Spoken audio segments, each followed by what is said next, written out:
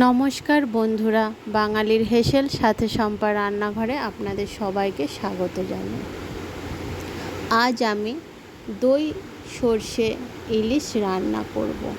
এর জন্য আমি মাছের মাথা সমেত 4 পিস ইলিশ মাছ নিয়েছি, তাতে লবণ আর হলুদ মাখিয়ে নিয়েছি। এইদিকে আমি একটা ফ্রাই প্যান বসিয়ে নিয়ে তাতে 2 চামচ পরিমাণ সর্ষে তেল দিয়েছি। তেলটা গরম হতে আমি এতে মাছের পিসগুলো একে একে দিয়ে দেব। যে সমস্ত বন্ধুরা একদম নতুন রান্না শিখছেন তাদেরকে বলছি, ইলিশ মাছ কিন্তু কখনোই যে কোনো রান্নার ইলিশ মাছ কিন্তু কড়া করে ভাজবেন না। কড়া করে ভাজলে কিন্তু ইলিশ মাছের স্বাদ থাকে না। দেখুন আমার ইলিশ মাছগুলো এরপর আমি একে একে উল্টে দিচ্ছি। আমি ইলিশ মাছগুলো কীরকম ভাজছি দেখুন। ইলিশ মাছের যে পিঠটা ভাজা হয়েছে সেটা কিন্তু একদম লালও হয়নি আর একদম কাঁচাও নেই। এইভাবেই কিন্তু মাছটা ভাজতে হয় এই দই সর্ষে ইলিশে। এরপরে বন্ধুরা মাছগুলো আমি উল্টে দিয়েই এক পাশ করে রেখে দেব।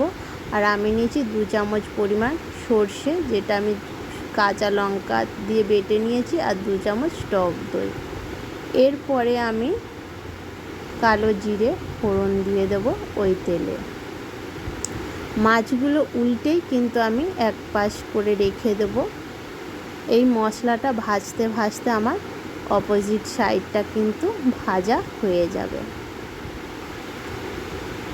এরপরে আমি যে টক দইটা নিয়েছি সেটা আমি ভালো করে ফেটিয়ে নিয়ে এই তেলে আমি দিয়ে দেব।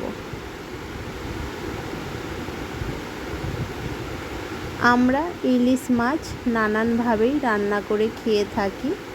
তো বন্ধুরা আপনাদের বলছি, একবার এইভাবে রান্না করে দেখবেন, খেতে কিন্তু খুবই ভালো হয়।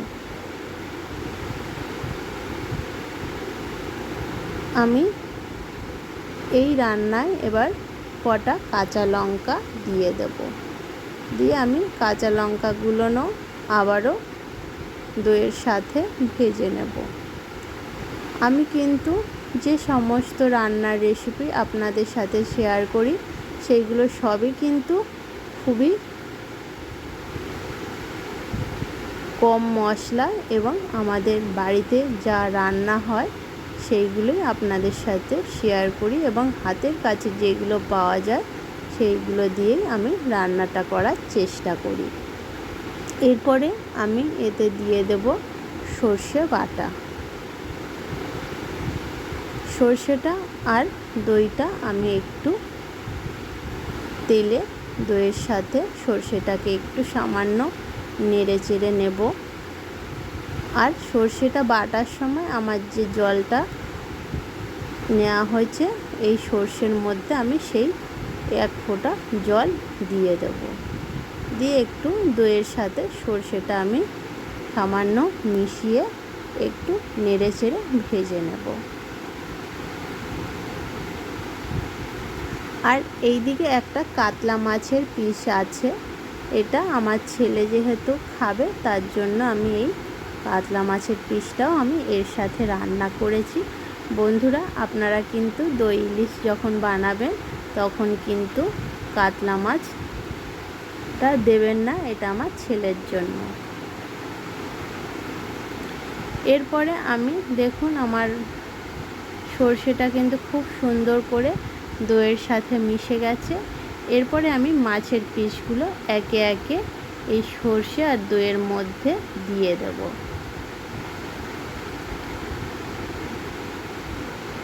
এই তরকারিটা আমি একটা কাপে হাফ কাপ জল দেব। বন্ধুরা এই তরকারিতে কিন্তু খুব বেশি জল দেওয়া যাবে না, খুব কম করেই জল দিতে হবে, এবং অবশ্যই রান্নাটা একদম কম আঁচে করতে হবে।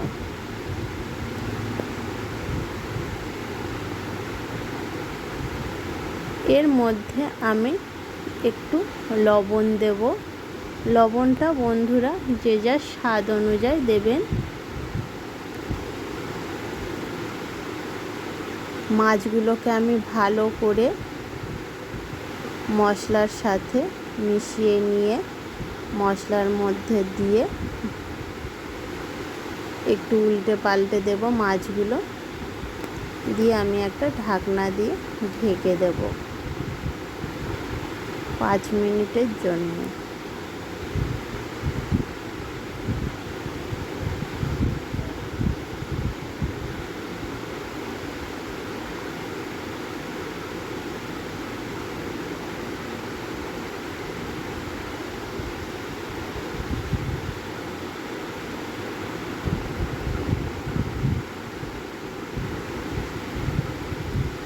বন্ধুরা, এইভাবে আপনারা কিন্তু বাড়িতে একবার রান্না করে দেখবেন। ইলিশ মাছ কিন্তু খেতে খুবই ভালো লাগে।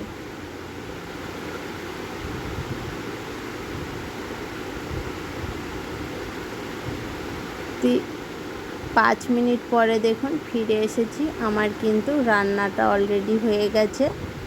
দেখুন বন্ধুরা, ঠিক এই রকম অবস্থায় আমরা গ্যাস বন্ধ করে তরকারিটা নামিয়ে নেব।